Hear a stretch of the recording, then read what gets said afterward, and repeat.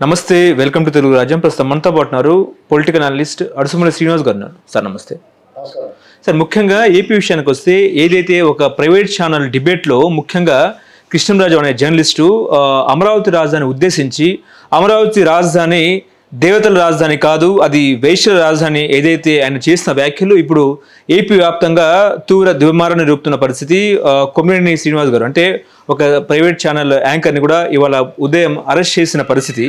కృష్ణంరాజు ఇంకా దొరకలేదు, ఆయన ఆచి కూడా లభ్యం కాని నేపథ్యంలో అసలు ఇలాంటి జుబుక్సాకరమైన వ్యాఖ్యలు చేయడం అనేది చాలా తప్పు. సో దీన్ని ఎట్లా చూస్తారండి? ఎలా ఉంటుందంటే అండి, సాక్షి మీడియా పత్రిక కానీ ఎలక్ట్రానిక్ మీడియా కానీ ఇవాళ కొత్త కదా వాళ్ళకి. ఎందుకంటే రాజకీయంగా పార్టీలు ఏ రాజకీయ పార్టీని సపోర్ట్ చేసే మీడియా రాజకీయ పార్టీకి ఉండటం పరిపాటి అయిపోయింది. అయితే విమర్శలు రాజకీయంగా ఉండాలి. ఆ రాజకీయంగా కూడా నువ్వు ఎంత తీవ్రంగానే విమర్శించుకో, తప్పలేదు. అవినీతి చేశారా దాని మీద విమర్శించవచ్చు, అరాచకం చేశారా దాని మీద విమర్శించవచ్చు. కానీ ఒక ప్రాంతాన్ని మహిళల్ని పట్టుకుని ఒక రాష్ట్ర రాజధాని మీద ఆ రకమైన విషం కక్కడం, కించపరిచే వ్యాఖ్యలు చేయడం అనేటువంటిది సహించరాని విషయం. ఇది ఇవాళ కొత్తగా పోలేదు. అమరావతిని భ్రమరావతి అనటం, శ్మశానం అనటం, ముంపు ప్రాంతం అనటం, రకరకాల ఎడారి అనటం, కమరావతి అనటం, ఇట్లాగా కులానికి ఆపాదించి చాలా దారుణమైన వ్యాఖ్యలు, అంటే విషం కక్కడమే పనిగా పెట్టిన అలా అంత బాధ ఎందుకని నాకు అర్థం అవుతుంది. ఎందుకంటే జగన్మోహన్ రెడ్డి గారు ముఖ్యమంత్రి అయ్యాడు 19లో. అంతకుముందు ఏం చెప్పాడు ఆయన? నేను ఎక్కడ ఇల్లు కట్టుకుంటా అని చెప్పాడు. అమరావతి ఇక్కడే ఉంటుంది, నేను వస్తే అమరావతిని మార్చేస్తాడు అంటున్నారో ప్రచారం చేస్తున్నారో అది ఎవరో నమ్మొద్దు అని పొట్టిగా ఉంటాడు ఒక ఆయన, రామకృష్ణారెడ్డి అని ఒక ఆయన కూడా స్పష్టంగా చెప్పాడు. గజాలు పెంచుతారు ఇంకా రైతులకి, ఎవరైతే పెన్షన్దారులు ఉన్నారో వాళ్ళందరూ పెన్షన్లు కూడా పెంచుతారు. అమరావతికి సంబంధించిన నిరాశ్రితులకి వాళ్ళకు కూడా పెన్షన్ పెంచుతారు. గ్రోత్ ఇంజిన్ అవుద్ది, బ్రహ్మాండం డెవలప్ చేస్తాం, చంద్రబాబు కంటే బాగా చేస్తాం అని చెప్పి హామీ ఇచ్చి అధికారంలోకి వచ్చాడు. వచ్చిన తర్వాత మొన్న వెన్నుపోటు తినమని చేసాడు. అవును, మొట్టమొదటి వెన్నుపోటు ఇసుక పాలసీ మీద కొట్టాడు, ఇసుక దెబ్బ వేస్తాడు. మద్యం పాలసీ, తర్వాత అమరావతి, ప్రజావేదిక కోలగొట్టు, ఇలాగా వరుసపెట్టి వెన్నుపోటు చేయి నొప్పి వచ్చేదాకా పొడుతూనే ఉన్నాడు. మరి ఏం చేసింది అమరావతి? అతను 30,000 ఎకరాలు ఉండాలని చెప్పిన అతనే పూర్తిగా మద్దతు ఇస్తున్నానని చెప్పాడు అసెంబ్లీ సాక్షిగా ఆయనే. మరి ఏం రోగం వచ్చిందని చెప్పేసి అమరావతి మీద పట్టాడు, 3 రాజధానులు అంటాడు. పోనీ అది ఏమన్నా ఉద్ధరించాడా అంటే అది చేయలేకపోయాడు కదా. ఊరికే వీళ్ళని మానసికంగా వేధించడానికే చేసినట్టు చేశాడు అతను. మరి ఓడిపోయాడు. ప్రజల తీర్పు అతని విధానాలకు పూర్తిగా వ్యతిరేకంగా వచ్చింది. అతని అరాచకానికి, అవినీతికి, దోపిడీకి, దుర్మార్గాలకి వ్యతిరేకంగా ప్రజా తీర్పు వచ్చింది, తిరుగుబాటు వచ్చింది. అప్పుడు అసలు ఎందుకు ఓడిపోయామనే సమీక్ష చేసుకోవాలి కదా. ఏ కారణాలు కనపడతాయి కదా. అప్పుడు కొన్ని మార్చుకోవాలి. రాజకీయ పార్టీ అయితే రాజకీయంగా మన్నాలంటే ఇప్పుడు అతను 2.0 చూపిస్తానంటున్నాడు. నువ్వు 2.0 చూపించాలంటే మళ్ళీ అధికారంలో రావాలి.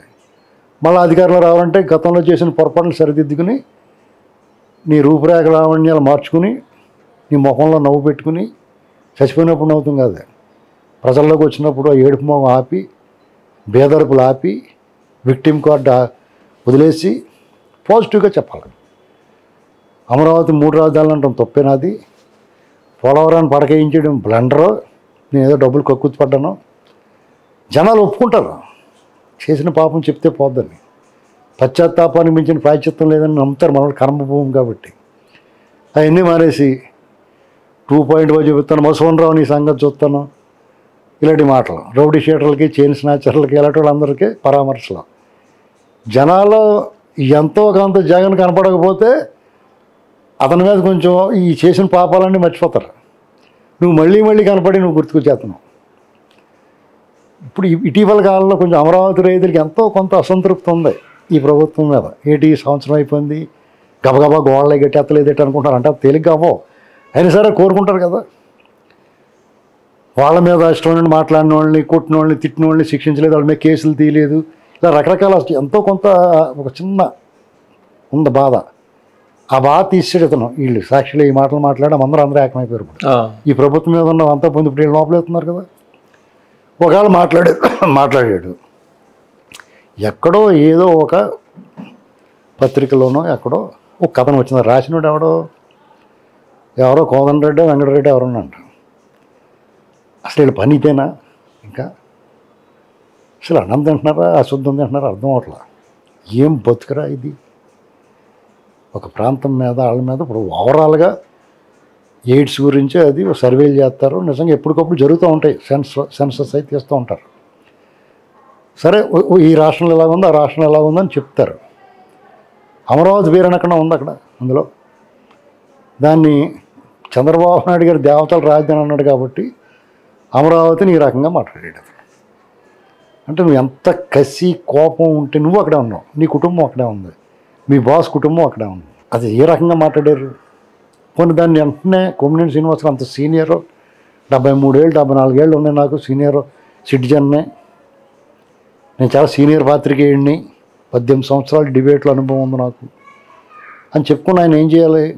ఒకవేళ జగన్ మీద అంత విశ్వాసం భక్తి అచంచలమైన విశ్వాసం ఉన్నా, కృతజ్ఞత ఉండి అతని మీద ప్రేమ అభిమానాలు ఉన్నా, ఇది మీరు మాట్లాడుతున్నది కరెక్ట్ కాదండి, ఆ రకంగా విషయం చెమ్మకూడదు, మీరు ఏదన్నా ఉంటే విమర్శ చేయండి కానీ శృతి మించకూడదని చెప్పి ఆపాలి. ఇప్పుడు మేము మాట్లాడుతూ ఉంటాం, మమ్మల్ని డెఫినెట్గా ఆపుతారు ఎప్పుడైనా, లేకపోతే టక్మని కట్ చేసి యాటికి వెళ్ళిపోతారు. అదే మేము ఆగపోతుంటే. మేము ఎప్పుడూ అంత నీచంగా మాట్లాడలేదు అనుకున్నది వేరే కాదు. అతను మరి ఎందుకు పైగా మీరు ఇలా మాట్లాడేందుకు మేమే సోషల్ మీడియాలో గట్టా పడిపోతారో, మీ మీద కేసులు పెట్టచ్చు, కేసుల వరకు వెళ్ళదు కానీ సోషల్ మీడియాలో మిమ్మల్ని ట్రోల్ చేస్తారో. అవునండి ఇది సమర్థిస్తా మాట్లాడాడు. ఎక్కడో వచ్చింది పత్రికడు ఏమో చదివినట్టు గుర్తు, అది ఇదని మాట్లాడాడు. సోషల్ మీడియాలో తిట్టకుండా ముద్దెట్టుకుంటారా ఇలాంటి మాటలు మాట్లాడితే?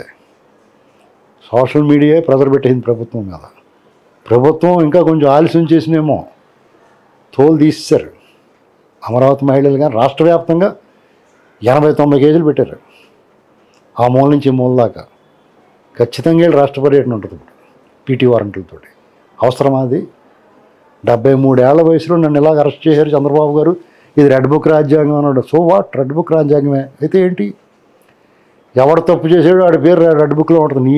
నీ పేరు నీలాంటి వాళ్ళు దాంట్లో రెడ్ బుక్ నా దాకా వచ్చింది అంటాడు ఆయన.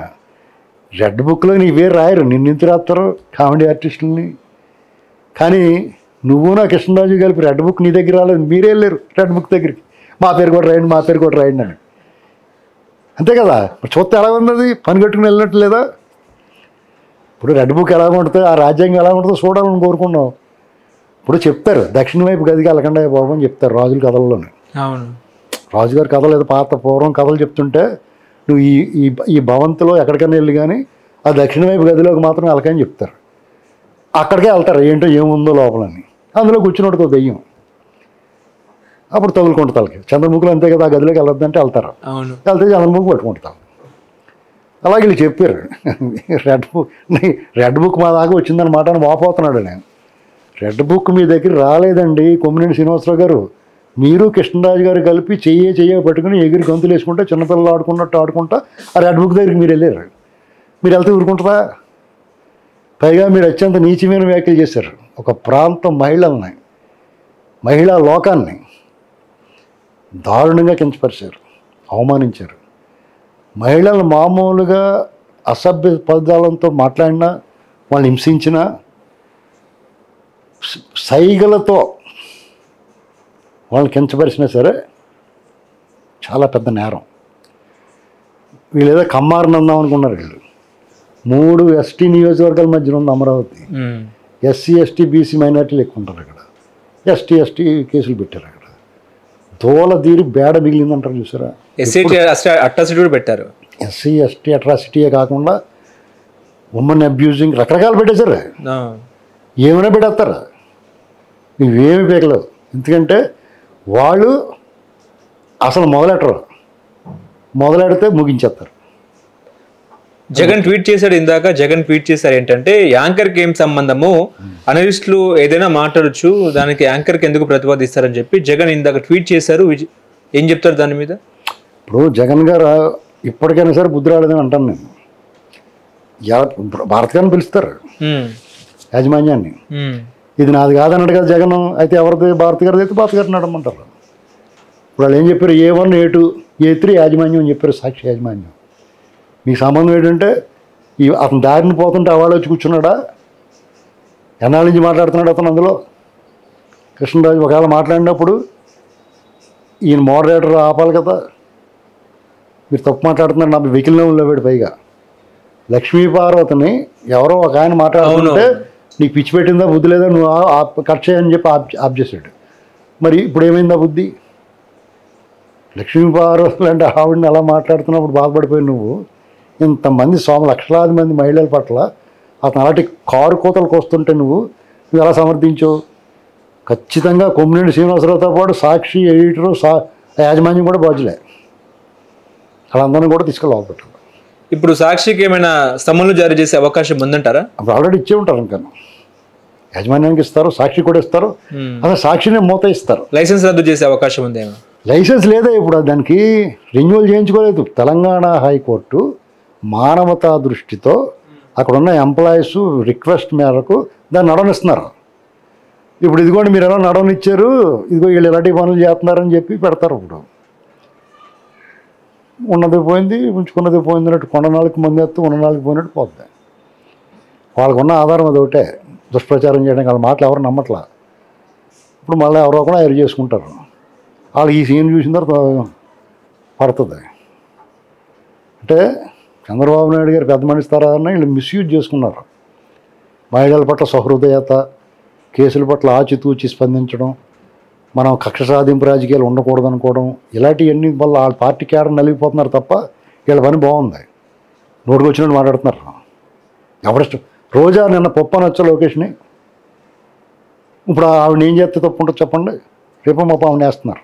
నేను ముందుగా చెప్తున్నాను, నేను ఆవిడని తీసుకెళ్తారు. అప్పుడు ఏం చెప్తారు?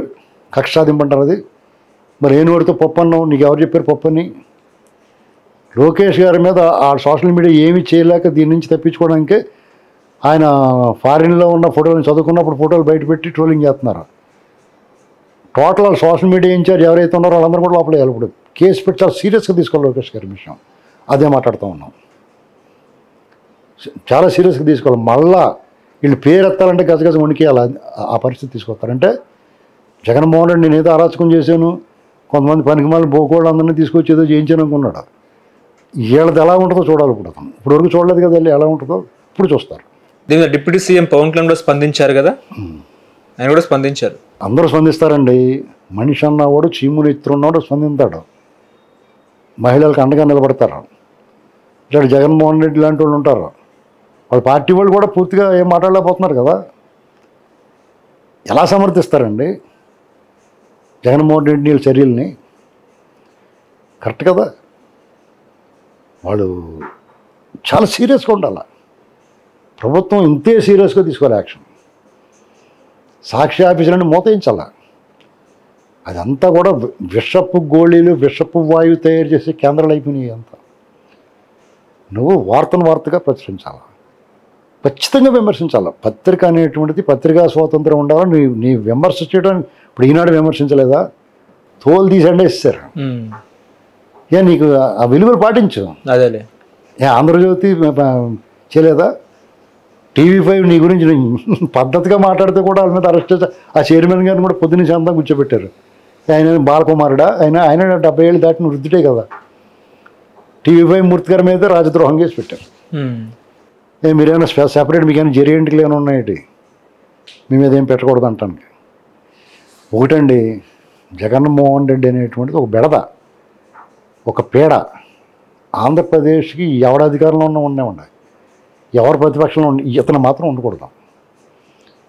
ఎందుకంటే ప్రజలు మనశ్శాంతిగా ఉండలేరు. అతను మునికుంటే జైల్లో ఉండాలి, లేకపోతే ఇంట్లో పడుకోవాలి, ఎక్కడ బయట రాకుండా మానేయాలి. నేను మానేసానండి. నేను ఆ డబ్బులు గట్ట దొబ్బేసిన డబ్బులన్నీ తీసేసుకోండి బాబు. మీకు మహేష్ బాబు గారి సినిమా ఉంటుంది, దూకుడు సినిమాలో, నన్ను వదిలే బాబు, నీకు దండం బాబు, నన్ను వదిలే, నేను పోతాను బాబు అంటాడు లాస్ట్లో వెళ్ళను. అలాగే అన్నీ అప్పచెప్పేసి నేను మానేస్తున్నాను, ఎక్కడికో చోట పోతున్నాను అని చెప్పుకోవాలి. అలాగన్నా కేసులు, ఎలాగా కేసులు పెట్టి లోపల పెట్టి పరిస్థితి కొంతమంది అండదండలు ఉన్నాయి అతనికి. ఆ డబ్బుతో కొనేసుకుంటుంటే ఎవరిని పడతాలని ముందు ఆ ఆర్థిక మూలాలను కొట్టాలి, డబ్బు రికవరీ పెట్టాలి. అప్పుడు దాంట్లోకి వస్తారు. ఇప్పటికి కూడా అమరావతి మీద చేసిన వ్యాఖ్యలను కూడా వాళ్ళు నేను సారీ అని చెప్పాను అయినా మీరు ఎట్లా అరెస్ట్ చేస్తారని చెప్పి కొమ్మినేని అంటున్నారు. ఇప్పుడు సారీ చెప్తే అయిపోయి సమస్య కాదండి. ఇది నువ్వు విషయం చెప్పేసి సారీ అంటే నువ్వు అప్పుడే చెప్పాలి. మాట్లాడుతున్నప్పుడు అతను ఆఫ్ చేసి క్షమించాలి, ఇది తప్పుగా ప్రసారమైంది, ఇది కరెక్ట్ కాదు, ఇలా మాట్లాడకూడదు అని చెప్పాలి. అప్పుడు కూడా తప్పే, అయినా సరే వదలరు. అది చెప్పుంటే ఎంతో కొంత నీ పట్ల సరే సారీ చెప్పాడు కదా వదిలేసి బెనిఫిట్ ఆఫ్ డౌట్ ఉంటుంది, కొంచెం కొంత బెనిఫిట్ ఉండే అవకాశం ఉండేది. 2 రోజులైనా జగన్మోహన్ రెడ్డి మాట్లాడకుండా వాళ్ళు మీడియా అయి ఉండి సజ్జల రామకృష్ణారెడ్డి ఏమంటాడో వీళ్ళు పిశాచులు శంకరజాత అంటే ఇప్పుడు అతను పిలుస్తారు. ఆ మహిళలను శంకరజాత అనొచ్చా? అసలు మీరు ఏం చేశారు? ఒక మీటింగ్లో విజయనగరంలో ఎక్కడో మీటింగ్ జరిగితే పవన్ కళ్యాణ్ గారు, చంద్రబాబు గారు, లోకేష్ గారు ఫోటోలు పెట్టి వాటి మీద క్విక్ బాక్సింగ్ ఏదో చేయించారు కదా, అందరం చూసాం కదా. మరి దాన్ని ఏమంటారు? ఇక్కడ సజ్జల రామకృష్ణారెడ్డి వాళ్ళు కూడా మాకు తిరుగులేదు అనుకున్నారండి. మేమే శాశ్వతంగా మేకు తగ్గట్టుకుని ఉండిపోతాం అనుకున్నారు. ఇది నీలాంటి వాళ్ళు ఎంతోమంది చూసుంటారు కదా. నా అనుభవంలో కూడా నేను ఎంతోమంది చూసాను. నాకు దాదాపు నా డేట్ ఆఫ్ బర్త్ 62, నా 10 ఏళ్ల వయసు 72 నుంచి నాకు ఆసక్తి ఉంది, నేను అబ్జర్వ్ చేస్తున్నా. ఈ రాజశేఖర రెడ్డి 2004 వచ్చే వరకు ఇంత దారుణంగా లేవు రాజకీయాలు. కాంగ్రెస్ అధికారం ఉన్నా, టీడీపీ ఉన్నా, లేకపోతే ఇంకో పార్టీ ఎవరున్నా ఎంత దారుణమైన రాజకీయం. అయితే రాజశేఖర రెడ్డి ఎంటర్ అయ్యే రాజకీయాలకు ఎక్కువగా యాక్టివ్ పార్టీలు తీసుకున్నదాన్ని దరిద్రం స్టార్ట్ 99 నుంచే మొదలెట్టాడు అతను. అయినా సరే పని జరగలేదు. 2004లో అతను గెలిచాడు, విశ్వరూపం చూపించాడు, ఎవరిని వదిలిపెట్టలేదు. నక్సలైట్లు కూడా చర్చల పేరిటి పిలిచి అలా చంపించాడు చూసారా. ఆ సుధాకర్ అన్న అతను నిన్న చచ్చిపోయాడు. అవును, ఉన్నవాళ్ళు మొత్తం పోయారు. మహా పాపం అన్నాడు, పాపులాళ్ళు. ఈ పాపుల్ని క్షమించడి అని అడగడం కూడా లేదన్న. పశ్చాత్తాపం ప్రకటించడం, కన్ఫెషన్ బాక్స్లో కూర్చొని పశ్చాత్తాపం చెప్పడం కూడా లేదు. అన్ని పాపాలు చేశారు. దాన్ని కొనసాగిస్తున్నాడు వారసత్వం. అంతకన్నా నీచంగా, అంతకన్నా దుర్మార్గంగా. ఇంకా రాజశేఖర రెడ్డి ఎంతో కొంత ప్రజలు ఏమనుకుంటారో అన్న ఇది ఉండేది. పైగా ఆయనకి అధిష్టానం ఉండడం, దానివల్ల కొంత కంట్రోల్ అయ్యాడు. ఇతనికి అధిష్టానం ఏం లేదు, పైగా పిచ్చుడు ఇతను. చిత్తశాంచల్యం ఉన్నవాడు, భ్రమల్లో ఉంటాడు, అది నిజం అనుకుంటాడు. దాంతో ఇప్పుడు నీ ₹1 కోటి లాటరీ తగలాలని కోరుకోవడం తప్పు కదా, తగిలితే ఎలా ఉండొచ్చు అనేటువంటి ఊహించుకోవడం కూడా తప్పు కాదు. కానీ అది నిజం అనుకోకూడదు నువ్వు. అప్పుడు నేను పిచ్చోడు అంటారు నిజం అనుకుంటే. అది నిజం అనుకోకుండా ఊహించుకున్నంతసేపు నువ్వు మానసిక ఆనందం కలుగుతుంది. అది నిజం అనుకుంటే మానసిక రోగం కింద తేలుతుంది. ఆ వ్యత్యాసం తెలుసా? అది ఇతను ఏంటంటే నేనే శాశ్వతంగా ఉంటాను, నేనే దేవుణ్ణి అనుకున్నాడు. అది ఆనందించడం వరకు ఓకే, అది నిజం అనుకున్నాడు అతను, అది రోగం. అది ఊహించుకున్నంత వరకు మానసిక ఆనందం, అక్కడ దెబ్బైపోయాడు అతను. ఊహించుకుని అది నిజం అనుకున్నాడు. ఇప్పుడు June 4న ఎవరిని వెన్నుపోటు పొడిచారు? జగన్ ప్రజల్ని వెన్నుపోటు పొడిచారా, లేకపోతే ప్రజలు జగన్కి వెన్నుపోటు పొడిచారా? ఈ 1 year పాలనలో సూపర్ 6 గ్యారెంటీల మీద కూడా ఆయన వ్యాఖ్యలు చేశారు, ట్వీట్ కూడా చేయడం జరిగింది. ఏంటి ఎవరెవరిని వెన్నుపోటు పొడిచారంటే ఏం చెప్తారు ఏపీలో? ఇప్పుడు June 4వ తారీఖున తీర్పు వచ్చిన రోజు అండి. ప్రజలు తీర్పు ఇచ్చిన రోజు May 13. ఓటేశారు అప్పుడు. తీర్పు ఇచ్చిన రోజు అది. అదేలే. తీర్పు రిజర్వ్లో ఉండి వెలువడిన రోజు June 4. ప్రజలు ఆయన ఓడించారు అంటే ప్రజలు నీకు వెన్నుపోటు పొడిచారు అంటున్నావా? ఆయన ఉద్దేశం ఏదా? ఎందుకంటే నేను బటన్ నొక్కాను, డబ్బులు తీసుకుని నాకు ఓట్లేదు అని ఆయన ఉద్దేశం ఏమో. మరి నేనేమంటానంటే నీ బాబు సొమ్ము ఇచ్చి ఉంటే నువ్వు బాధపడవచ్చు, నీ బాబు సొమ్ము ఏమీ ఇవ్వలేదు కదా అని వాళ్ళు అంటారు. సరే, ఏడాది పాలనలో అటువంటి వాళ్ళు ఏదైనా చేస్తే ప్రమాణ స్వీకారం రోజైనా 12వ తారీఖున చేయాలి. వీళ్ళు అధికారంలోకి వచ్చారు కదా, అప్పటి వరకు నువ్వే కదా ఆపద్దర ముఖ్యమంత్రి కదా 12వ తారీఖు దాకా, అంతే కదా. ఈయన ప్రమాణ స్వీకారం చేసిన రోజే ముఖ్యమంత్రి చంద్రబాబు గారు, అప్పుడు దాకా ఈయన ఆపద్దర ముఖ్యమంత్రి కదా. ఒకవేళ వీళ్ళు ఇచ్చిన హామీలు నెరవేర్చలేదంటే రాష్ట్రంలో 64 లక్షల కుటుంబాలు ఈ సంవత్సరం కాలంగా 15,000 రూపాయలు బెనిఫిట్ పొందినాయి పెన్షన్ రూపాయలు. 64 లక్షల మంది పెన్షన్దారులు అంటే 64 లక్షల కుటుంబాలకి ఒక్కొక్క కుటుంబానికి 15,000 వచ్చింది ఎక్స్ట్రా. 3,000 పెన్షన్ కింద పక్కన పెడితే అంటే ఒక కుటుంబానికి 15,000 వచ్చింది కదా. మహిళలు సిలిండర్లు ఇచ్చారు కదా, డిఎస్సి వేశారు కదా, జీతాలు 1వ తారీఖున వేస్తున్నారు కదా. పిఎఫ్లు అన్నట్లు డిఎల్ అన్నీ రిలీజ్ చేశారు కదా. 12వ తారీఖున 13వ తారీఖున తల్లికి వందనం, ఆగస్టు 15కి ఫ్రీ బస్సు, డ్వాక్రా రుణాలు 2 లక్షల వరకు. ఇవన్నీ సూపర్ 6 అంటే అదే. రైతులకి కేంద్ర ప్రభుత్వం వీళ్ళు ఇచ్చి కలిపి 20,000 వేస్తా ఉన్నారు. మత్స్యకారులకు 20,000 వేసాడు. ఇవన్నీ నువ్వు రాజకీయ ఏం జరుగుతుందో చూడాలా, ప్రజలు ఏమనుకుంటున్నారో వినాలా. నీ నోటికి ఏం తోస్తాయి అది నీ పక్క వచ్చి మాట్లాడితే సరే మాదంతా వేరే ఉందంటాడు సజ్జల రామకృష్ణారెడ్డి.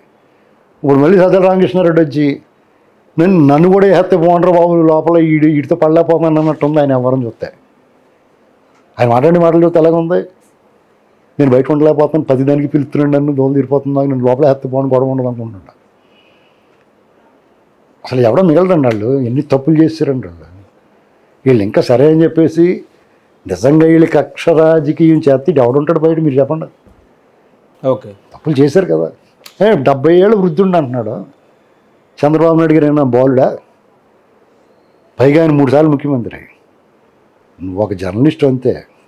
ఆయన 3 సార్లు ముఖ్యమంత్రి అయ్యేటప్పటికి 3 సార్లు ప్రతిపక్ష నేతగా ఉన్నాడు. 73+ ఏజ్, నోటీసు లేకుండా, అసలు ఛార్జ్ లేకుండా ఎఫ్ఐఆర్ నోట్ అవ్వకుండా తీసుకెళ్ళిపోయారు. నువ్వెంత లెక్క. ఆ రోజు మీకు సీనియర్ సిటిజన్ గుర్తు రాలేదా? ఇలాగే అంటారు అందరూ. నేనైతే అలాగన్నాను, గుమ్మిని తీసుకెళ్ళటం సహేతుకం అని చెప్తాను. తీసుకువెళ్ళి తీరాలా. జడ్జి గారు ఆనమల్ కడతానికి ఆనమల్ గట్టిలాగా కొంచెం ఆయన టీవీ చూస్తూ ఉంటారు కదా ఎవరన్నా, ఆనమల్ గట్టిలాగా టీవీలో ఎలా కనపడతారు అలా చూపించాలి. లేకపోతే ఆనమల్ కట్టకపోతే తిడతాడు వెళ్ళని, ఎవరిని తీసుకురమ్మంటే ఎవరిని తీసుకొచ్చారా బాబు. ఓకే, అడుసుమల్లి శ్రీనివాసరావు గారు, మొన్నటి వరకు లిక్కర్ స్కామ్లో జగన్మోహన్ రెడ్డిని అరెస్ట్ చేశారని చెప్పేసి కూడా హడావిడి చేశారు. కానీ ఏమైందోనేమో ఆ తర్వాతనేమో కూటమి ప్రభుత్వం కూడా కొంచెం సైలెంట్ అయిన పరిస్థితి జగన్ వ్యవహారంలో. అంటే పైన బీజేపీ కూటమిలో ముఖ్యంగా క్రియాశీలక పాత్ర పోషిస్తున్న ఇక్కడ టీడీపీ, జనసేన, బీజేపీ కూటమిలో ఉన్న నేపథ్యంలో పైన మోడీ కొంచెం తగ్గండి అన్నట్టు ఏమైనా హెచ్చరిక జారీ చేశారంటే ఏం చెప్తారు? ఇప్పుడు సునామీ వచ్చే ముందు ఒకసారి సైలెంట్ అయిపోతుంది, నిశ్శబ్దం ఆవరించుకుంటుంది, ఉక్కపోత మొదలవుద్ది, పక్షులు అవి కూడా సరైన నిలవలు వెతుక్కుండా పోతూ ఉంటాయి. అలాగా ఇప్పుడు ఎడావిడ ఉంది కదా, ఇది ముగిసి లోపల ఆయన ఉంటుంది లెక్కరది. ఇక నుంచి వరుస పెట్టి ఉంటాయి. నీ ప్రతి వారాంతంలోనూ ఒక ఎపిసోడ్ ఉంటుంది. స్క్రోలింగ్లు, మన ఇలా డిబేట్లు, మీరు ఆటోలో వచ్చి ఇంటర్వ్యూలు అన్నీ ఉంటాయి. జగన్ అరెస్ట్ చేస్తే ఏపీలో ఉన్న ఎస్సీ, ఎస్టీ, బీసీ మైనార్టీల ఓట్ బ్యాంక్ దూరం అయిపోతుంది కూటమికి అనేది ఒక చర్చ. ఇప్పుడేమో అతను రాసిపెట్టి ఉన్నాయి ఆయనని పోతారు. అలాంటి దుర్మార్గుడికి అండగా ఉండి వాళ్ళు పోతాయేటి ఉంటేటి వాళ్ళు ఎంచుకుంటారు అతను వెనకాల. అతను ఏదైనా బటన్ నొక్కాడు, అంతకన్నా గట్టిగా నొక్కుతున్నారు కదా బటన్. అతని అభిమానంగా ఉండేవాళ్ళు ఎప్పుడు వేయరు వీళ్ళకి. పోయేవాళ్ళు పోతారు. వీళ్ళకి ఆల్రెడీ అందరూ పోయినా కానీ 56% ఉంది కదా వాళ్ళకి.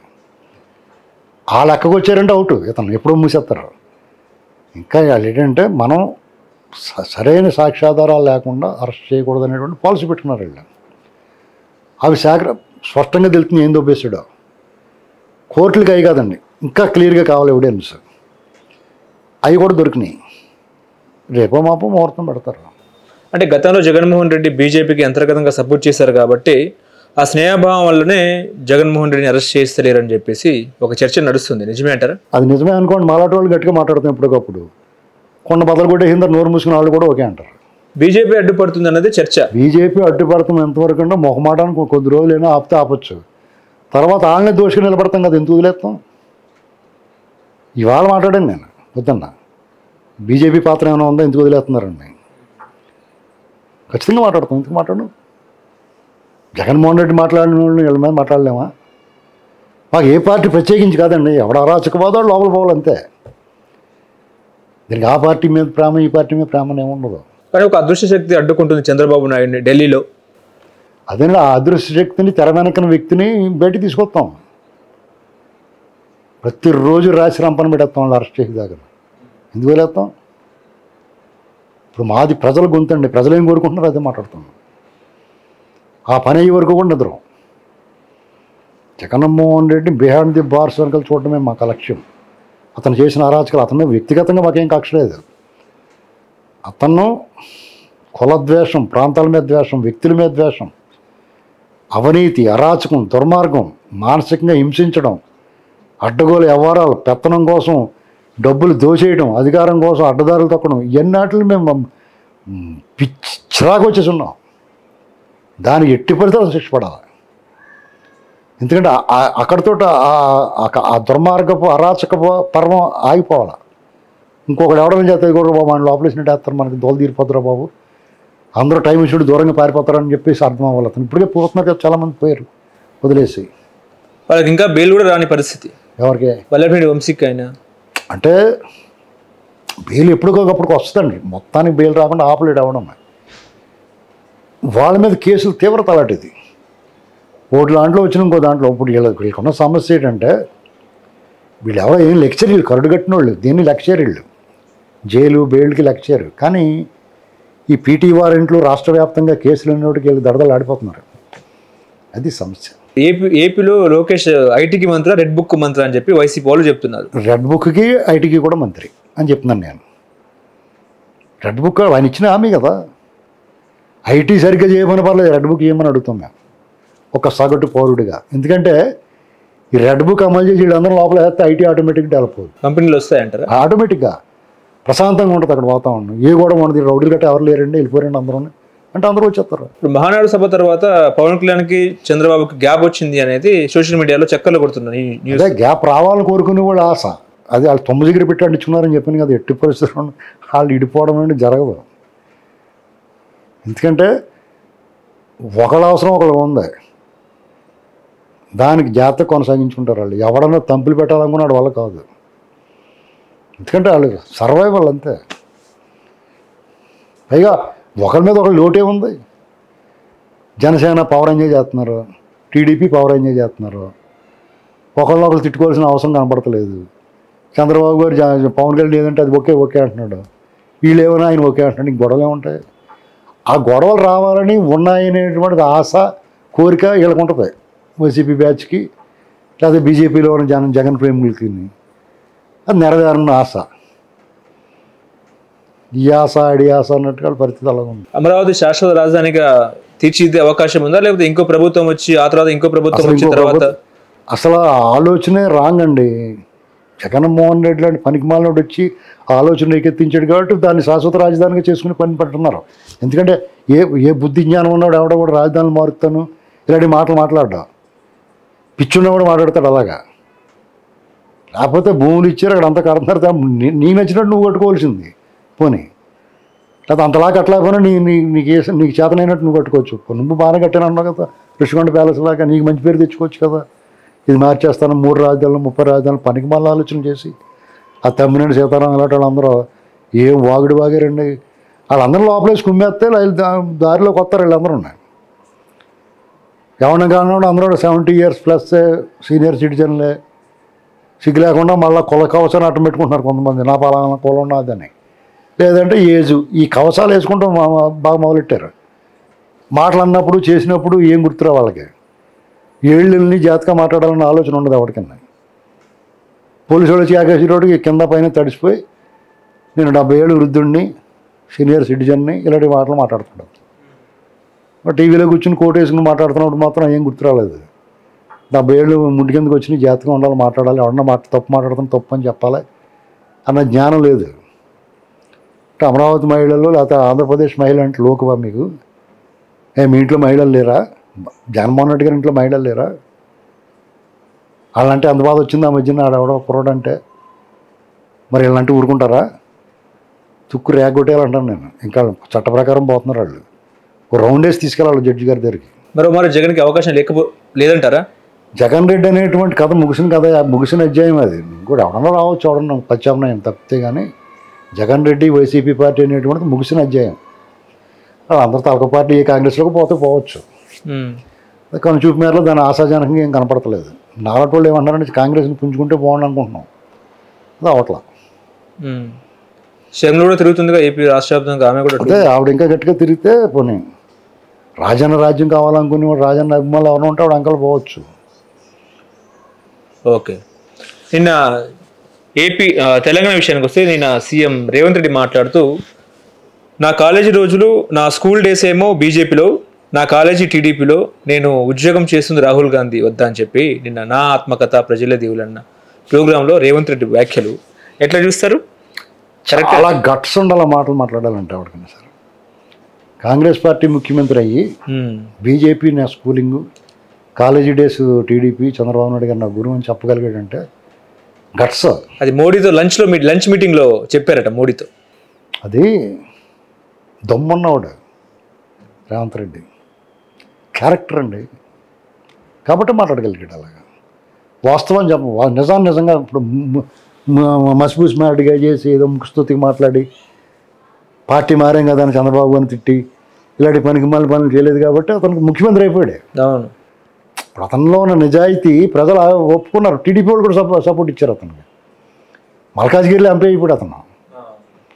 టీడీపీ వాళ్ళు సపోర్ట్ లేకుండా ఎందుకు అవుతాడు? తర్వాత కూడా ముఖ్యమంత్రి ఏంటంటే అందరూ పాజిటివ్గా ఆలోచించారు. అతను రేవంత్ రెడ్డి ముఖ్యమంత్రి అవ్వాలని కోరుకున్నారు. అందరూ నిజంగా దమ్మున్నవాడు. ఈ బనకచెర్ల మీద అక్రమంగా చంద్రబాబు నాయుడు ప్రాజెక్టు పెడుతున్నారని చెప్పేసి ఇటు బీఆర్ఎస్ వాళ్ళు రోజు ప్రెస్ మీట్లు పెట్టి లొల్లు పెడుతున్న పరిస్థితి. ఇప్పుడు అర్జెంటుగా బీఆర్ఎస్ వాళ్ళు వాళ్ళ కొంపను క్లీన్ చేసుకోవాలి, వాళ్ళు సరి చేసుకోవాలి. బీఆర్ఎస్ ఎత్తేసి టీఆర్ఎస్ పెట్టుకోవాలి మళ్ళీని. అప్పుడు ఏదైనా సెంటిమెంట్ గురించి మాట్లాడినా, ఆంధ్ర వాళ్ళ మీద ఏడ్చినా ఎంతో కొంత వర్కౌట్ అవ్వచ్చు. పైగా ఆంధ్ర వాళ్ళ మీద ఏడితే ఇంక వర్కౌట్ అవ్వదు. ఎందుకంటే వాళ్ళు ఎప్పుడో వదిలేసి మీ ఇష్టం రా బాబు అని ఎవడ పట్టించుకుంటలేదు. ఒకటే గమనించుకో, మొన్న ఒక ఆంధ్ర ఆవిడకి ఏదో అవార్డు వచ్చింది అంతర్జాతీయంగానే. మన తెలుగు బిడ్డ అన్నాడు చంద్రబాబు గారు. అదే కేసీఆర్ గారు అయితే మన తెలంగాణ బిడ్డ అంటాడు. అదే డిఫరెన్స్. చంద్రబాబు నాయుడు గారు ఏమన్నాడు, ప్రాంతాలు వేరైనా మన అంతరంగం ఒకటే, మనందరం ఒకటే అన్నాడు. అదే కేసీఆర్ గారు ఏమంటాడు, అది ఒకసారి రెండుసార్లు వాళ్ళు చెప్పింది ఏదో ఆకర్షణ ఉండొచ్చు, తర్వాత వచ్చి ఇదేంటో సంకుచిత భావం, నువ్వు వద్దే మనకు అతనే కావాలంటారు. అందరు వాడినే కోరుకుంటారు కదా, అందరూ కావాలనుకునే వాడిని కోరుకుంటారు కదా. టీడీపీ ఎన్డీఏ కూడా డెఫినెట్గా పని జరిగేది ఇక్కడ. బీఆర్ఎస్ పార్టీకి పని అయిపోయినట్టే. ప్రభాకర్ వచ్చేసారుగా ఇవాళ. ఫోన్ ట్యాపింగ్లో బొమ్మ బయటకు వచ్చిందనుకో, ఎవరు లోపల పోతాడు. మళ్ళీ ఈ సంచలనం మళ్ళీ రేపు నుంచి ఈ బ్రేకింగ్ న్యూస్లు ఈ గోల ఎక్కువైపోయింది. ట్యాప్ చేశారంటారా? ఖచ్చితంగా చేశారు. పని మనుషులు ట్యాప్ అవి కూడా విన్నారంట. లైంగికంగా వాడుకున్నారు చాలామందిని. ఫోన్ ట్యాప్ సినీ ప్రముఖులు అందరే, రాజకీయ ఆంధ్ర వాళ్ళు కూడా చేశారు. వీళ్ళు చేసి జగన్కి హెల్ప్ చేశారు. ఆ బ్లాక్మెయిల్ చేయటం, డబ్బులు తీసుకోవడం, చాలా దుర్మార్గాలు చేశారు. వాళ్ళు దొరికారు కదా చాలామంది, చెప్పేశారు కదా. కొన్ని ధ్వంసం చేయడానికి ట్రై చేశాడు. ఇది పెద్ద కేసు అండి. ఆంధ్రాలో జరిగిందంటారా? ఏపీలో ఫోన్ ట్యాపింగ్ ఆంధ్ర వాళ్ళకి కూడా వీళ్ళు చేసి పెట్టి వాళ్ళకి చెప్పారు. వాళ్ళందరూ ఇక్కడ తెచ్చిపోరు కదా ఎక్కువ. ఆంధ్ర నాయకులందరూ ఇక్కడ ఉంటారు కదా హైదరాబాద్లో. ప్రతి ఊడికి ఒక ఇల్లు ఉంది. ఆ ఉత్తరాంధ్ర, తూర్పుగోదావరి అవతల వాళ్ళకి ఎవరికి ఉండదు. కానీ ఇక్కడ రాయలసీమ వాళ్ళకి, కృష్ణా, గుంటూరు వాళ్ళకి, ప్రకాశం వాళ్ళు అందరికీ ఇక్కడే ఉంటాయి ఇల్లు. మా కావాలన్నీ ఇక్కడే ఉంటారు. కాళేశ్వరంలో కూడా ఇవాళ జస్టిస్ పీసీ ఘోష్ కమిషన్ నేతృత్వంలో హరీష్ రావు విచారణకు హాజరైనారు. రేపు కేసీఆర్ వెళ్ళే అవకాశం ఉంది. గోల్మాల్ జరిగిందంటారా? ఏమండి, నిప్పులేందే పొగరాదంటారు కదా. నేనైతే ఆయన మంచి ఉద్దేశంతో కట్టాడు. కానీ ఆ కాంట్రాక్ట్లు అయ్యి అన్నప్పుడు కొంత డెఫినెట్గా హామీలు ఉంటే తినేస్తారు. క్వాలిటీగా నాణ్యత లేకుండా కడతాం వచ్చింది ముప్పు, ఇబ్బంది. దానివల్ల ఏమైనా సఫర్ అవుతే అవ్వచ్చు. అక్కడ పొరపాటు జరగలేదని చెప్పలేం. డెఫినెట్గా ఎంతో కొంత దొరుకుతుంది. డీప్కి వెళ్తే తప్పించుకోలేరు. వాళ్ళు ఏమైనా వదిలేస్తే వదిలేయాలి, లేదంటే కనుక బుక్ అయిపోతారు. ఈ ఫోన్ ట్యాపింగ్లో ప్రభాకర్ రావు, ఆ తర్వాతనేమో ఏసీబీ కార్ రేసింగ్లోనేమో కేటీఆర్ విచారణ. వీళ్ళు అంటే వాళ్ళు ఎందుకు ఆగుతున్నారు కానీ మొత్తం మీద వీళ్ళు ఇబ్బంది పడతారు. ఇప్పుడు ఈటెల రాజేందర్ ఇచ్చిన స్టేట్మెంట్, కాళేశ్వరం ప్రాజెక్టులో భాగంగా కర్త కర్మక్రియ అన్ని కూడా కేసీఆర్ అన్నట్టు ఈటెల రాజేందర్ స్టేట్మెంట్ ఇచ్చారు. తన స్టేట్మెంట్ ఒక రకంగా కేసీఆర్ని కాపాడుకునేందుకు అన్నట్టు కూడా మాట్లాడుతున్నారు. నిజమే అంటారా? కాపాడుతానికి ఎంత మాట్లాడతారండి. ఒకటి, రాజకీయాల్లో ఈ అవినీతి ఆరోపణల ప్రజల్లో కూడా ఒక రకమైన నిరాసక్తత ఏర్పడింది. ఆరోపణలు చేస్తున్నారు, తీవ్ర వాదోపవాదాలు జరుగుతున్నాయి, మీడియా చర్చలు జరుగుతున్నాయి. తర్వాత కేసులు విచారణ దగ్గరికి వచ్చినట్టుకి పప్పం అయిపోతున్నాయి. జగన్మోహన్ రెడ్డి ఓరు బాబు ఎంత కొలగొట్టేయడం, శంకర్రావు గారే హెడ్ కేసు. దాంట్లో ఎర్రనాయుడు గారు వాళ్ళు ఇంప్లీట్ అయ్యారు, జైల్లో పోయాడు, వచ్చేసాడు, మళ్ళీ అడ్రస్ లేడు. కోర్టులు కూడా అలా చూస్తున్నాయి పైకి ఎందుకని. అలా వివేకానంద రెడ్డి గారు మర్డరు అది అలాగే అయిపోయింది. లిక్కరు అది అలా సాగుతుంది. ఏదైనా అంతేనండి. రాజకీయ నాయకులు ఒకరినొకరు ఖచ్చితంగా కాపాడుకుంటారు. అది దొబ్బేసింది ఎంత ఉందని సగం తీసేసుకుంటారు. ఏం చేస్తారు?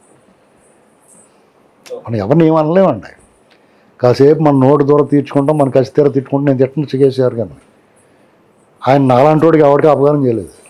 ఎవరు? కేసీఆర్ గారు సామాన్యుడు ఏమీ ఇబ్బంది పెట్టలేదు. నేను కేసీఆర్ గారి పాలన నేను విమర్శించను. సామాన్యుడిని ఆయన బాగానే చూసుకున్నాడు. ఆయన దురహంకారం, అహంకారపూరిత వైఖరి, మాటలు అనేటువంటిది ఆయనకి వ్యక్తిగతంగా పెళ్ళాడైనా దాని ఫలితం భగవంతుడు చూపించాడు.